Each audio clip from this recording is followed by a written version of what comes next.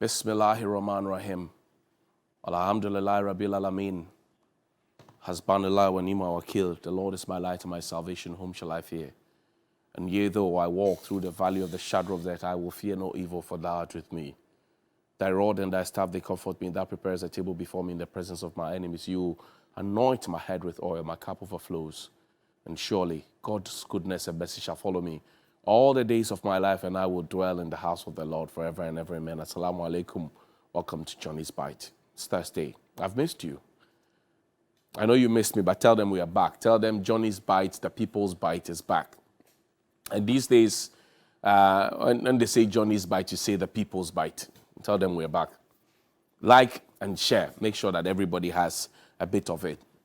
We're back to talk about the national issues, the critical issues that matter to you and I. And I'm not too excited this morning, particularly because of a video I chanced upon. And this is supposed to be a subordinate speaking to a superior and asking the superior to meet him wherever it is that he works. In our society as it is now, there's supposed to be some level of respect, especially for the elderly, which is why you would find me speaking about issues and not putting out a single line of insult or disrespect. I am very particular about that because there are elder statesmen and my family and kingsmen in this country who will call me and say, you crossed the line. So I am always careful, restraining myself not to cross that line. And you see, Dr. Nyahonya Otamaklo said something, that we are a people who are interwoven, number one. We are people who are together, number two. And we are people who respect each other. Yes, respect is reciprocal. But while respect is reciprocal, it is important also to recognize the fact that an elder is an elder, number one. Your superior is your superior, number two. And if somebody has been given an authority, no matter how young the person is, the person still deserves to be respected. Danny played a video of the police corporal speaking the way he liked to the police superintendent. And I know that the police have written a statement. I see that as cosmetic, suggesting to us that investigations, are ongoing. Yesterday, I understand that, a team had left and gone up there wherever they are, and they're going to be invited to Accra and all of those conversations. But play the video for me, Danny.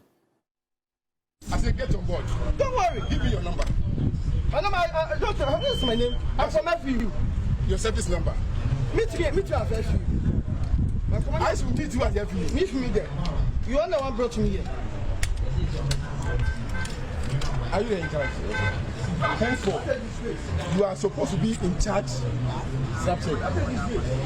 If I see anybody outside any other place, apart from that place, that's because anybody entering, you have to enter and they listen. No, you have to speak to him like that. He came and then he talked anyhow, and you are seeing him still behaving. And you as a spectator, you are standing there. You're in charge as president, he's even my junior, and you think that he is more important than me. I have to meet you at the field. That's why I will not come there. So this was what transpired between the police superintendent and a corporal. Respect is reciprocal. And I've seen another corporal write a long missive suggesting that, the gentleman in question is not somebody who is disrespectful and that he taught him and that, there might have been some provocation. So when I read the thing, I shook my head in disbelief because in one vein, he sought to have created the impression that when the other ranks send a petition to the top regarding, the conduct of some senior officers, those petitions are not paid attention to. That's the first, thing that he said, which caught my attention. The second thing that he sought to do while he was trying to say, let the investigations go on, he was standing with the other ranks, obviously because it's an other rank. Now, I ask myself this simple question. Then what is the essence of PIPs? Because the police had told us that even as civilians, when we have a problem, we should come to PIPs. Now, if in the spur of the moment, and I'm talking about this because I've lived in the barracks before. I'm talking about this because I serve as a captain of the National Cadet Corps. I'm talking about this because I have been a Boy Scout before. I'm talking about this because I think it's a very, very dangerous path that we are going on. Now, how did we get here?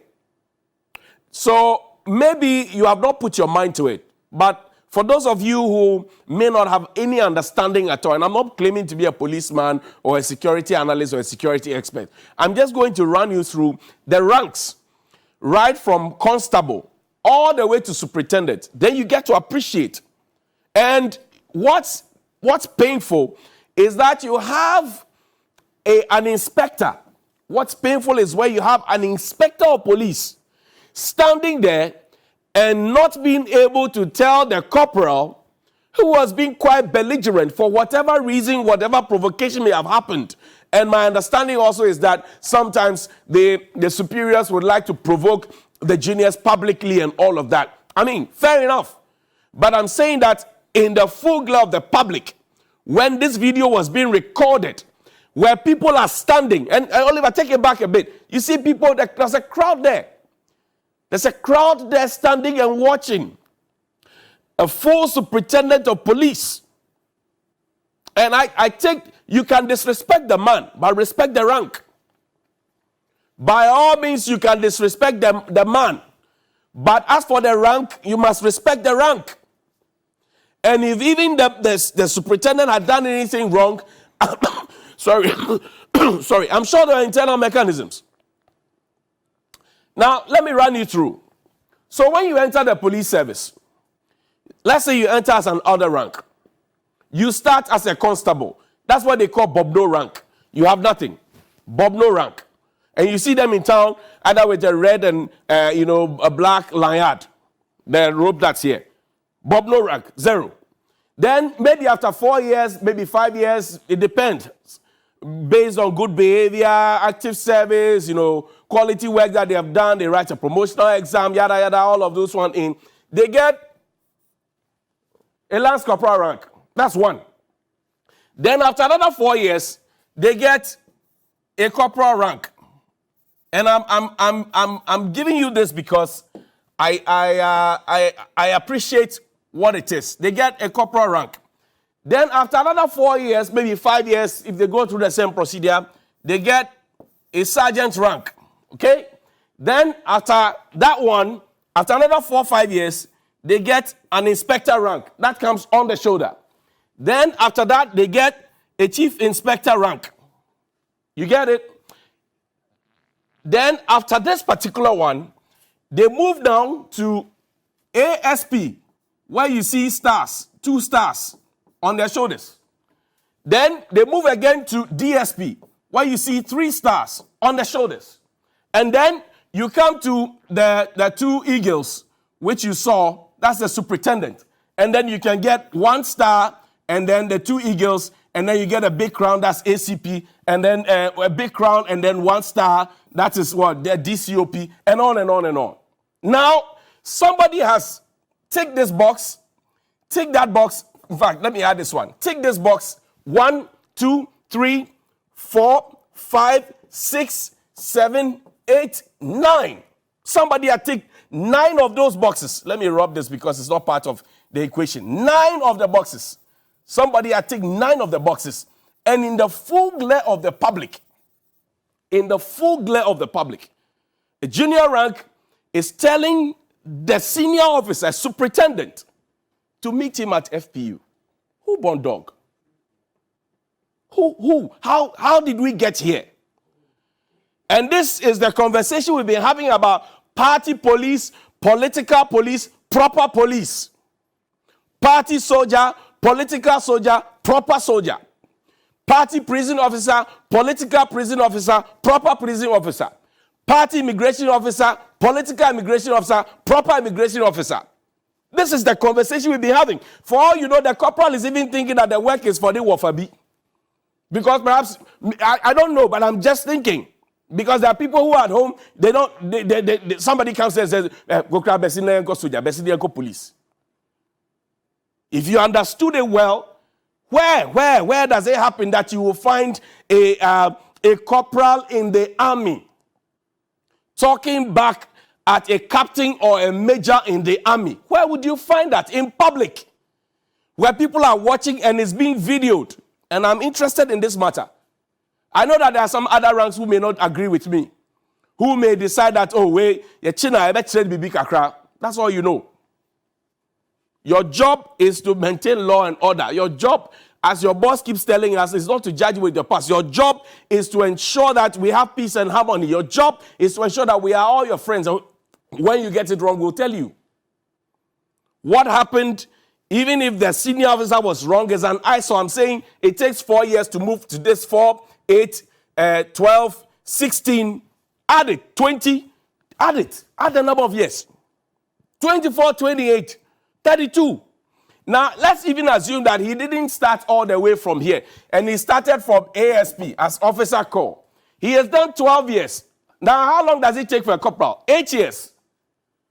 Beyond that, the man is old enough to be your father. Your uncle. That's a conversation we're having in this country. Where now young people are able to disrespect old people and walk scot-free.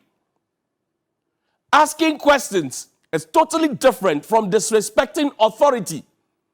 Disrespect the man, but respect the rank. That's the kind of discipline I'm looking forward to, having been instilled. How did we get here? Play the Ayawaso West Wogon video, and you see, there's a DSP Azugu, who now is what? I'm sure he's a superintendent now, because I know that DSPs were promoted not so long ago, sometime last year or so. Play that video. I'll demonstrate something to you in that video. Danny.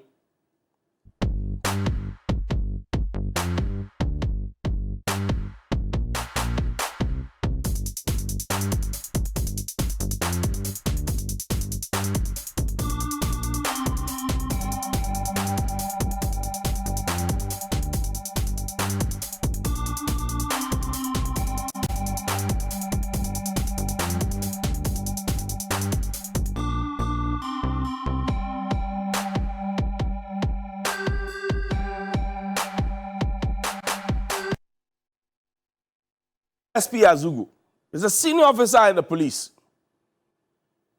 DSP Azugu, senior officer in the police, right? You saw the man under his command. He could have just issued a command and said, stop.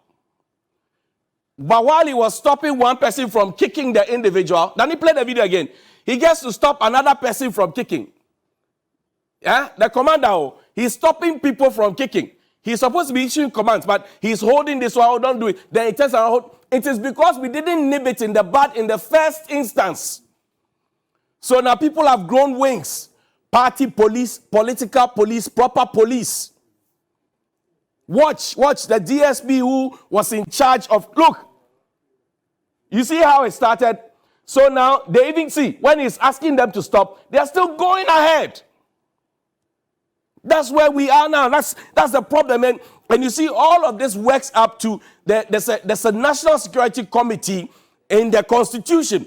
The president is boss, the vice president is part, the defense minister is part, the interior minister is part, all the national security advisor is part, all of them are part of it. There is a certain canker that has gotten in. And somebody, Danny, come back to the studio. If we had nipped this in the bud, somebody told me recently that a bodyguard to a judge, where as part of the training, because tomorrow I understand that some police recruits will be graduated. They'll pass out. Now, the understanding is that as part of their training processes, they were taken to the court to observe court procedure. And then there was an instance where after it, I'm told the judge went to ask them, what do you call it? What did they learn sitting through the process? And they were all quiet. So after the judge had left, because it was a corporal who had come there to insist and ask them.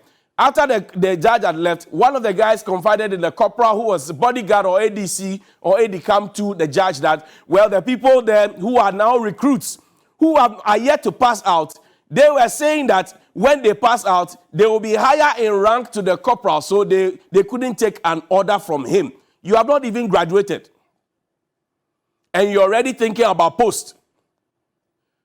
There's a rank and there's experience. There's rank and there's experience. And that is why when you take inexperienced hands who think that they are well qualified to demonstrations, they will break their head. Because they've not been there before. They are already thinking. I don't know which police rank is 1 star and which is also white. But at the demonstration at Circle, I saw one of the gentlemen whose head was broken. That means he's a trainee. He's already thinking that he knows it all. Be it all, know it all. Is it true that, for example, at the training schools now, the cadets do not weed as they used to, and they do fatigue as and when?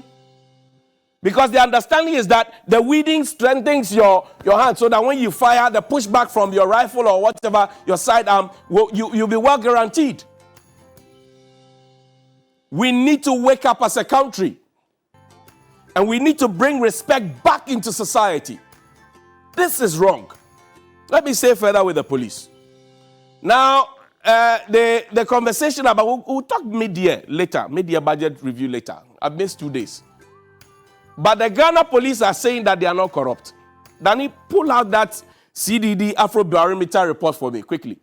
The Ghana police are saying that they are not corrupt. The presidency are saying that they are not corrupt. Earlier, there had been a report from the Statistical Service and CHRAJ where the suggestion had also been made by Immigration Service and others. I've seen prison service. Everybody is saying that, oh, we are not corrupt, we are not corrupt. So who is corrupt? Have you ever seen a thief who has been caught before, who has admitted that, yes, Julo Jimmy?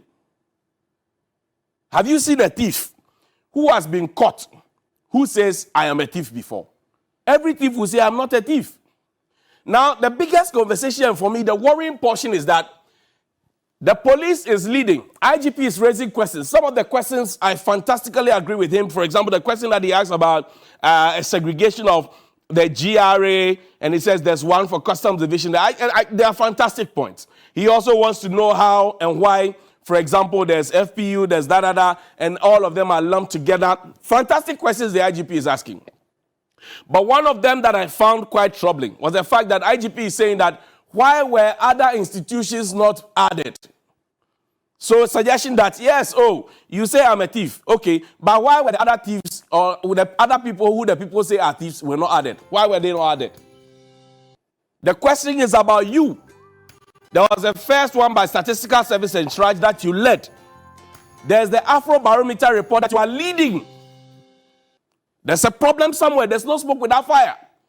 You may not be happy about the first position.